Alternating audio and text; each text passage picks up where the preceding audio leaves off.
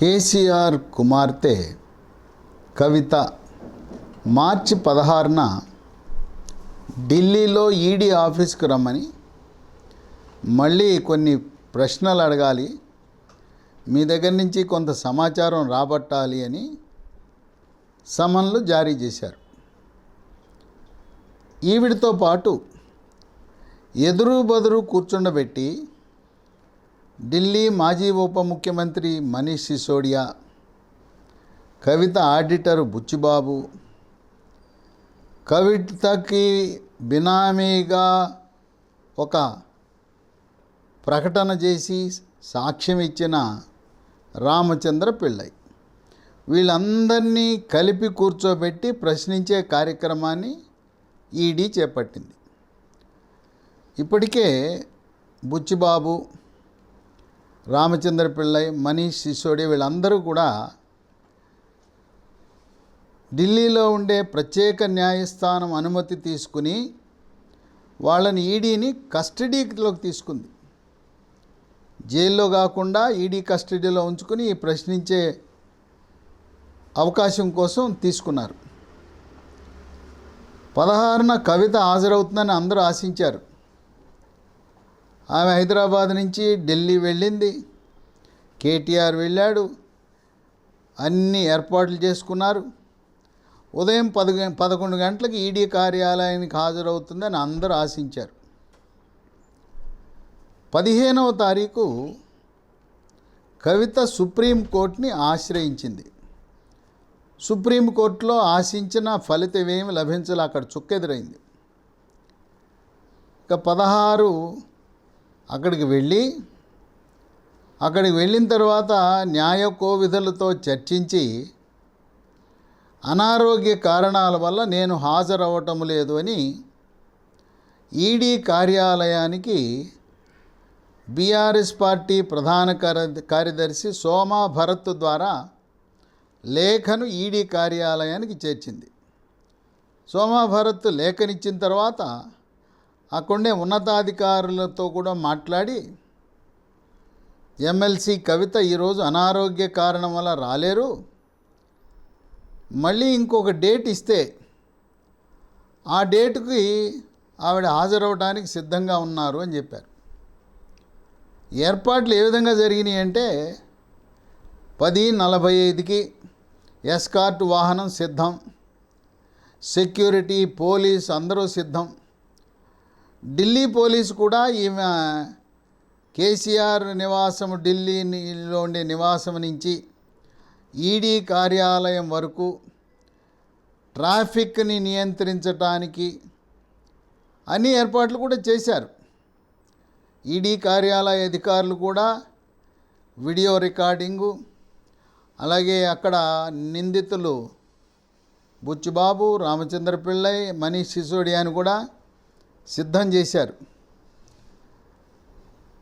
ఇప్పుడు ఇంకా ఈడీ అధికారులు ఏమీ స్పందించాల, సమాచారం తీసుకున్నారు. ఈరోజు రకరకాల ఊహాగానాలు జరిగినాయి. ఈరోజు వాళ్ళ ముందు కూర్చోబెట్టి విచారణ జరిపితే నిజాలు, వాస్తవాలు బయటకు వస్తాయనే భయంతో న్యాయవాదుల సలహా మేరకు అనారోగ్యము సాకుతో కవిత ఈడీ విచారణకు వెళ్ళలేదనే ఆరోపణలు కూడా ఉన్నాయి. ఈ సుప్రీంకోర్టు 15వ తారీఖు సుప్రీంకోర్టులో ఆమె కొన్ని ఆరోపణలు చేశారు. కవిత నన్ను బెదిరిస్తున్నారు, నా మీద 3rd డిగ్రీ ప్రదర్శిస్తున్నారు, నన్ను భయాందోళనకు గురి చేసి కొంత సమాచారం బలవంతంగా నాతో చెప్పించాలని చూస్తున్నారని సుప్రీంకోర్టు దృష్టికి తెచ్చింది.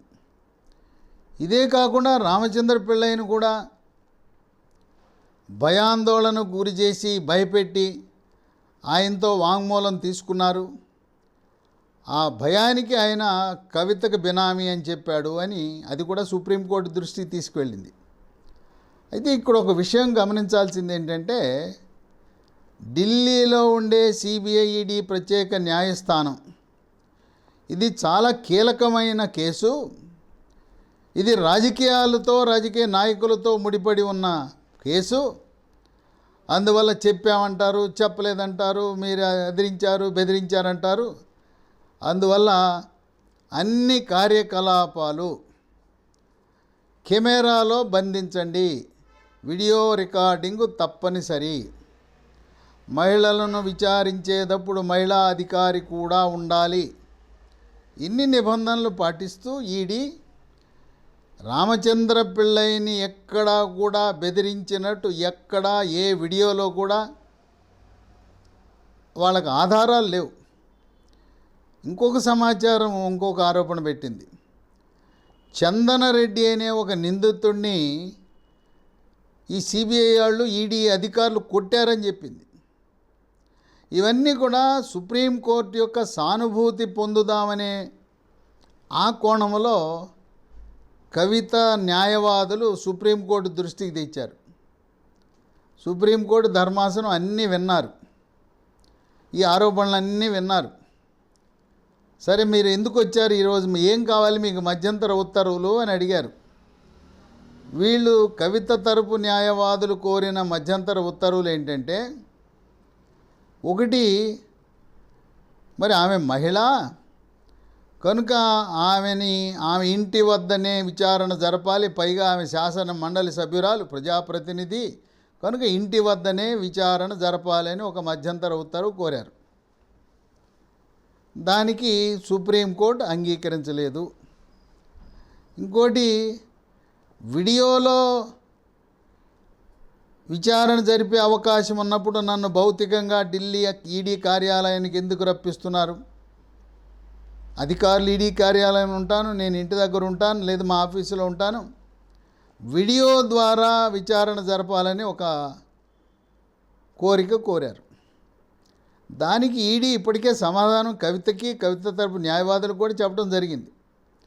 ఇక్కడ విచారణ కేవలం కవితనే కాదు, కవిత ఆడిటర్ బుచ్చిబాబు, కవిత తరపు బినామీగా వ్యాపార లావాదేవీలు నిర్వహిస్తున్న రామచంద్ర పిళ్ళై, 100 కోట్లు డబ్బు అందుకున్న ఢిల్లీ మాజీ ఉప ముఖ్యమంత్రి మనీష్ సిసోడియా అందరినీ కూర్చోబెట్టి ఎదురుబొదురుగా కాన్ఫ్రంటేషన్ ఇంటరాగేషన్ అంటారు దీన్ని న్యాయ పరిభాషలో.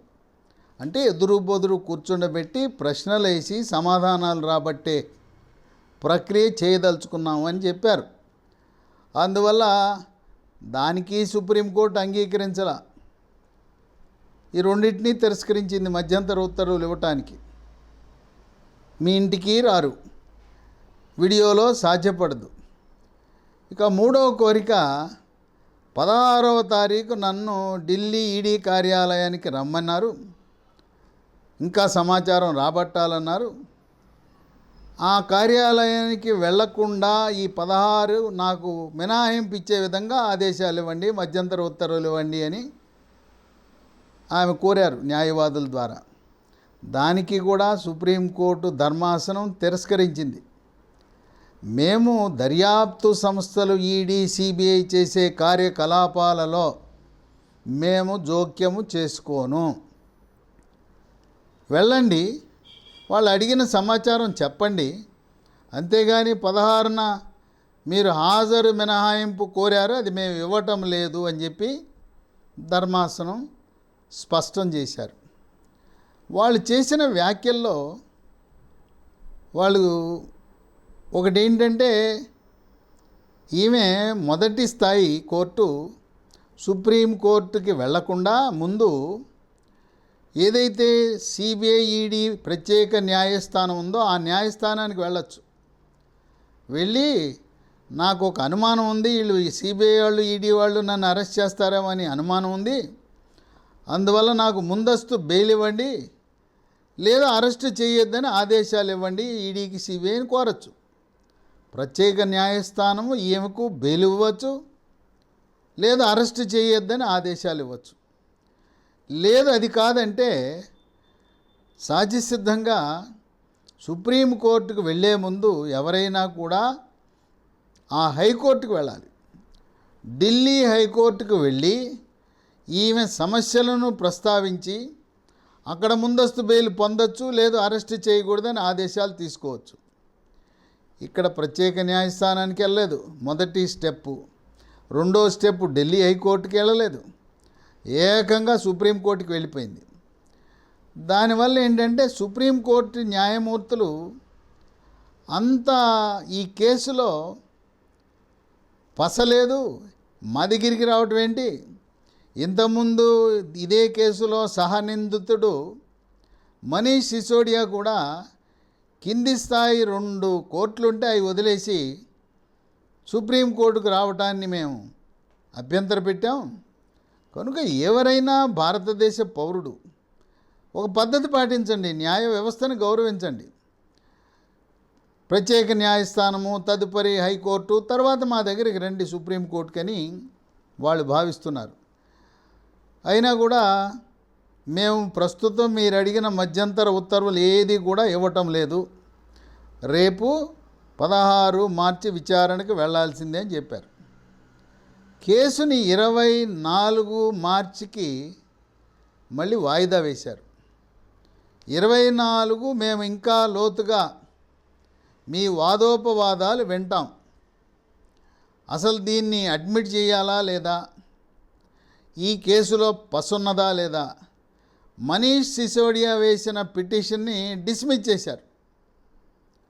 ఇదే కేసులో సుప్రీంకోర్టు ఇంకో విషయం కూడా చెప్పే అవకాశం ఉంది. మీరు సుప్రీంకోర్టుకు రాకముందు ఢిల్లీ హైకోర్టుకు వెళ్ళి ఉండవలసింది, కనుక మేము ఈ కేసుని ఢిల్లీ హైకోర్టులో ఫైల్ చేయవలసిందిగా ఆదేశాలు ఇస్తున్నాము అని ఆ విధంగా చెప్పే అవకాశం ఉంది. లేదా ఇరుపక్షాల వాదనలు విని కవిత తరపున ఫైల్ చేసిన విషయాలు, ఆరోపణలు, అభియోగాలు వాస్తవాలలో పసలేదని ఏ విధంగా మనీష్ సిసోడియా కేసుని సుప్రీంకోర్టులో డిస్మిస్ చేశారో అదేవిధంగా ఈ కవిత కేసును కూడా డిస్మిస్ చేసే అవకాశం కూడా ఉంది. ఏది ఏమైనా ఇవాళ చాలామంది చర్చ ఏంటంటే, కొంతమంది అవగాహన, న్యాయ వ్యవస్థ పట్ల అవగాహన లేక, ఈడీ సిబిఐ యొక్క వాళ్ళ పద్ధతులు ఎలా ఉంటాయో తెలవక 16వ తారీఖు సాయంత్రానికల్లా కవితక్కను అరెస్ట్ చేస్తారని కొంతమంది భావించారు. ఇప్పుడు ప్రస్తుతం కవిత సాక్షిగా సమాచారం ఇస్తూ ఉంది. సాక్షిగా సమాచారం సిబిఐ చట్టం కింద సిఆర్పిసి 160 సెక్షన్ కింద ఇస్తున్నట్లు అవుతుంది. కానీ వాస్తవానికి ఈరోజు జరిగే 16 మార్చిది ఎన్ఫోర్స్మెంట్ డైరెక్టరేట్ చట్టం ఏంటంటే PMLA, prevention of money laundering act, అంటే అక్రమ నగదు బదిలీ, అక్రమ నగదు చలామణి నిరోధక చట్టం. దాంట్లో సెక్షన్ 50 కింద, ఈ సెక్షన్ 50 ఈడీ వాళ్ళది సిబిఐలో 160 సెక్షన్తో సమానం. అంటే కవితని సాక్షిగా పిలిచారు. కవిత ఇంకోటి కూడా ప్రస్తావించింది సుప్రీంకోర్టులో, నా పేరు ఎక్కడా కూడా ఎఫ్ఐఆర్లో లేదు, నా పేరు రిమాండ్ రిపోర్టులో రాసి నన్ను ఇరికించాలని చూస్తున్నారంటే, ఈ దర్యాప్తు సంస్థలకి న్యాయము చట్టం ప్రకారం ఒక రూల్ ఉంది. ఒక పోలీసు దర్యాప్తు అధికారి కొన్ని పేర్లు ఎఫ్ఐఆర్లో పొందుపరుస్తాడు. ఎఫ్ఐఆర్లో మొదటి రోజు పొందుపరిచిన పేర్లలో కొన్ని పేర్లను తొలగించవచ్చు, వాళ్ళకి సంబంధం లేదని తొలగించవచ్చు. ఇంకోటి, మరికొంతమంది నిందితులు దొరికితే వాళ్ళ పేర్లను చేర్చవచ్చు. తర్వాత వరుస క్రమం కూడా మొదటి రోజు A1గా ఉన్న ముద్దాయి లేదు A1గా ఉన్న నిందితుడు, తదుపరి అతని ప్రమేయం తక్కువ అని చెప్పి ఆయన్ని కిందికి దింపి కింద 7వ 8వ నంబర్లో ఉన్న వాళ్ళని A1 నిందితుడిగా కూడా చేర్చే అవకాశం ఉంది. కనుక కవిత వాదన నా పేరు ఎఫ్ఐఆర్లో లేదు, ఎఫ్ఐఆర్లో లేదంటే ఈ వాంగ్మూలాల ఆధారంగా వాళ్ళు ఇచ్చిన సాక్షులు, నిందితులు ఇచ్చిన సమాచారం ఆధారంగా కవితని ఏ క్షణంలో అయినా ఎఫ్ఐఆర్లో పొందుపరిచే అవకాశం దర్యాప్తు సంస్థలకు ఉంది. అప్పటి వరకు 15 మంది నిందితులుంటే 16వ పేరుగా చేర్చచ్చు. ఆ విధంగా ఎఫ్ఐఆర్లో నా పేరు లేదనే దానికి పసలేదు. ఇంకోటి చర్చలు జరుగుతూ ఉన్నాయి. న్యాయ నిపుణులు కూడా చర్చించుకుంటున్నారు. దర్యాప్తు సంస్థ ఈడీ రమ్మన్న తేదీకి సమయానికి రాలేదు కదా, వాళ్ళకి హక్కు ఉంది, అధికారం ఉంది, కవితను అరెస్టు చేస్తారా అని. కవితను అరెస్ట్ చేసే అవకాశం లేదు. ఎందుకంటే ఆమెకి సంకల్పం చూస్తే హాజరు కావాలనే సంకల్పంతో హైదరాబాద్ నుంచి ఢిల్లీ బయలుదేరి వచ్చింది. అన్ని ఏర్పాట్లు చేసుకుంది. పోలీసు సిబ్బంది, ఎస్కార్టు అన్నీ రెడీ చేసిన తర్వాత ఆఖరి నిమిషంలో అనారోగ్య కారణం. సరే, అనారోగ్యం అంటే కడుపు నొప్పి రావచ్చు, లేకపోతే వాంతులు విరోచనాలు కావచ్చు, కళ్ళు తిరగచ్చు. ఆ రకంగా మహిళల ఇబ్బందులు మహిళలకు ఉంటాయి. కనుక అనారోగ్యం అనే దానికి ఈ దర్యాప్తు సంస్థలు ఆమెను అరెస్ట్ చేయరు. ఎవరైతే దర్యాప్తు సంస్థలకు సహకరిస్తున్నారో, ఆమె ఢిల్లీ దాకా వచ్చింది కదా, ఆమె ధిక్కరించలేదు కదా, సహకరించకపోతే అప్పుడు అరెస్ట్ చేసే అధికారం ఉంటుంది. కనుక ఇప్పుడు కవిత యొక్క వ్యూహము, కవిత న్యాయవాదుల వ్యూహం ఏంటంటే ఈడీ యొక్క విచారణని మార్చి 24 దాకా దాటేద్దాం. ఏదో ఒక సాకుతో దాటేస్తే మార్చి 24లో మన అదృష్టాన్ని సుప్రీంకోర్టులో పరీక్షించుకుందాం. సుప్రీంకోర్టులో మనకు అనుకూలంగా ఏదైనా అక్కడ వాళ్ళు ఏదైనా ఆదేశాలు ఇస్తే దాన్ని ఆసరాగా తీసుకుని ఈ కేసు నుంచి బయటపడదామనే ఒక ఆలోచన ఉంది. అయినా సుప్రీంకోర్టు అనేది ట్రయల్ కోర్టు కాదు. ఇప్పుడు ఇక్కడ ఉన్నది ట్రయల్ కోర్టు ఏదంటే ఈ ఢిల్లీలో ఉండే సిబిఐ, ఈడీ ప్రత్యేక న్యాయస్థానం, అది ట్రయల్ కోర్టు. వాదోపవాదాలు, సాక్ష్యాలు, వాంగ్మూలాలు వాళ్ళు నమోదు చేసిన తర్వాత ఆ కాగితాలను మాత్రమే హైకోర్టు, సుప్రీంకోర్టు పరిశీలిస్తుంది. కానీ వాంగ్మూలాల నమోదు కానీ సాక్ష్యాల రికార్డింగ్ కానీ అది హైకోర్టులోనూ సుప్రీంకోర్టులోనూ జరగదు. కనుక వాస్తవాలను రాబట్టే ఆ ప్రక్రియ కింది స్థాయి ప్రత్యేక న్యాయస్థానానికి అప్పచెప్తారు. కనుక కవిత దీని నుంచి ఏదో గొప్పగా నాకు అవకాశం వస్తుంది, వెసులుబాటు కల్పిస్తుంది అనేది జరిగే అవకాశమే లేదు. ఎందుకంటే ఇది ధర్మాసనం, రాజకీయాలతో ముడిపడి ఉన్న దేశ స్థాయిలో, దేశవ్యాప్తంగా వివిధ రాష్ట్రాలలో వివిధ రాజకీయ పార్టీలు అందరూ కూడా చూస్తున్న కేసు కనుక దీనికి చాలా ప్రాముఖ్యత ఉన్నది, ప్రాధాన్యత ఉన్నది. సుప్రీంకోర్టులు కానీ, హైకోర్టు కానీ, లేదా ప్రత్యేక న్యాయస్థానం కానీ ప్రతి అడుగు ఆచితూచి వేస్తారు. సిబిఐ, ఈడీ దర్యాప్తు సంస్థలు చాలా గౌరవప్రదమైన సంస్థలు. ఎవరిని అవమానపరచరు, భయపెట్టరు, ఆందోళనకు గురి చేయరు. ఈ 2 దర్యాప్తు సంస్థలు ఎప్పుడూ కూడా కొట్టడం కానీ, తిట్టడం కానీ, థర్డ్ డిగ్రీకి పాల్పడటం కానీ జరగదు. అటువంటి సాంప్రదాయము, సంస్కృతి ఈడీ, సిబిఐ సంస్థల్లో లేదు. వాళ్ళ యొక్క శిక్షణలో నిందితులను గౌరవించండి అనేది వాళ్ళ యొక్క ట్రైనింగ్లోనే అంతర్భాగంగా ఉంటుంది. సరే, 16 దాటింది.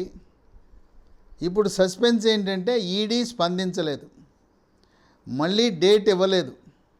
24 మార్చి ముందు డేట్ ఇచ్చిన 24 అయ్యే వరకు కవిత ఈడీ విచారణకు వెళ్ళే అవకాశాలు తక్కువ. సరే, బుచ్చిబాబు, రామచంద్ర పిళ్ళై, మనీష్ సిసోడియా వాళ్ళ కస్టడీ 17వ తారీఖుతో ముగుస్తుంది. దానికి ప్రత్యేక న్యాయస్థానం అనుమతి తీసుకుని ఏ రోజైతే కవిత హాజరవుతుందో మళ్ళీ ఆ ముగ్గురిని ఆ రోజు కస్టడీకి తీసుకుని ఈడీ కార్యాలయానికి తెచ్చే అవకాశం ఉంది. ప్రత్యేక న్యాయస్థానం వెసులుబాటు కల్పిస్తుంది. ఇంకోటి ఏంటంటే, ఈడీ, సిబిఐ కూడా ఈ విషయం సుప్రీంకోర్టు దృష్టిలో ఉంది కనుక ప్రతి అడుగు ఆచితూచి ముందుకు వేస్తారు. ప్రతి అక్షరము పొల్లు కూడా జాగ్రత్తగా నమోదు చేస్తారు. కనుక తొందరపడి సుప్రీంకోర్టులో వాళ్ళ దృష్టిలో ఉన్నప్పుడు, ధర్మాసనం దృష్టిలో ఉన్నప్పుడు కవితని అరెస్ట్ చేయటం అనే తప్పు వాళ్ళు చేయరు. అరెస్ట్ చేయవలసిన అవసరం లేదు. సరే, 24 వరకు వేచి ఉండటం వల్ల ఈడీకి కానీ సిబిఐకి కానీ నష్టమేమీ లేదు. ఇది ఎప్పటి నుంచో సంవత్సరం నుంచి జరుగుతూ ఉంది. ఒక్క వారం రోజుల్లో కొంపలే మునిగిపోవు గనుక ఈడీ తొందరపడి ఎట్టి పరిస్థితుల్లో కూడా కవితను అరెస్టు చేయాలనే ఆలోచనే చేయరు. ఆమె నేను రాలేనంటుంది. 24 తర్వాత డేటు కావాలని కోరుతుంది. అలాగే వాళ్ళు ఆమోదిస్తారు. ఈమె ధర్నా చేస్తున్నానంటే, సరే అమ్మా మీరు ధర్నా చేయండి, 9వ తారీఖు మొదటి డేట్ ఇచ్చింది ఈడీ, నాకు 10వ తారీఖు ధర్నా ఉంది, మహిళా రిజర్వేషన్ ధర్నా ఉంది, 10వ తారీఖు నేను 10ని రాను 11 అంటే సరే అన్నారు. ఆ 11 అనేది డేటు కవిత నిర్ణయించిందే, ఆమె రాసింది. నేను 11 వస్తా మీ కార్యాలయానికంటే సరే రమ్మన్నారు. ఇప్పుడు కూడా ఆమె లేఖలో రాసి ఉండొచ్చు, ఈరోజు అనారోగ్య కారణాల వల్ల రానని మరొక లేఖ పంపుతుంది. నేను 24 తర్వాత ఒక డేట్ ఇవ్వండి, ఆ 24 తర్వాత మీ కార్యాలయానికి వచ్చి మీకు సహకరిస్తాను, మీకు సమాచారం ఇస్తాను అంది. ఆమె కవిత ఎప్పుడైనా కూడా దర్యాప్తు సంస్థలకు నేను సహకరిస్తాను, ఒకవేళ దర్యాప్తు సంస్థలు అరెస్టు కావాలంటే నేను అరెస్టుకు కూడా సిద్ధమే అంటుంది. ఆమెమీ భయపడటంలా. సరే, రాజకీయాల్లో ఉన్నప్పుడు అరెస్టులు అనేవి సహజం కనుక ఆమె మానసికముగా కవిత అరెస్ట్ అవ్వటానికి, జైల్లో ఉండటానికి కూడా మానసికంగా సిద్ధపడి కొన్ని టీవీ ఛానళ్ళకి ఇచ్చిన ఇంటర్వ్యూలో నేను సిద్ధపడే ఉన్నాను, దర్యాప్తు సంస్థలు అవసరం అనుకుని భావించి చట్టం అంగీకరిస్తే, న్యాయం ధర్మము వారికి అనుకూలంగా ఉంటే వెళ్ళవలసి వస్తే అరెస్ట్ అవటానికి, జైలుకు వెళ్ళటానికి నేను ఏమాత్రము వెనుకంజ వేయను. ఇది ఉద్యమ పార్టీ, బీఆర్ఎస్ పార్టీ, మా కుటుంబం ఉద్యమ కుటుంబం. మా తండ్రి ప్రాణత్యాగానికైనా వెనుకంజ వేయకుండా ఆమరణ నిరాహార దీక్ష పట్టి నిమ్స్ హాస్పిటల్లో చావు బతుకుల మధ్య ఉన్న సమయంలో సోనియా గాంధీ తెలంగాణ రాష్ట్రాన్ని ప్రకటించింది. కనుక అరెస్ట్లకు, జైళ్లకు మేము భయపడము, సిద్ధమే అంది కవిత. వేచి చూద్దాం. 24న సుప్రీంకోర్టులో జరిగే వాదనలు, వాళ్ళు తీసుకునే నిర్ణయం, సుప్రీంకోర్టు ధర్మాసనం ఇచ్చే తీర్పుపై తదుపరి విచారణ ప్రక్రియ ఆధారపడి ఉంటుంది.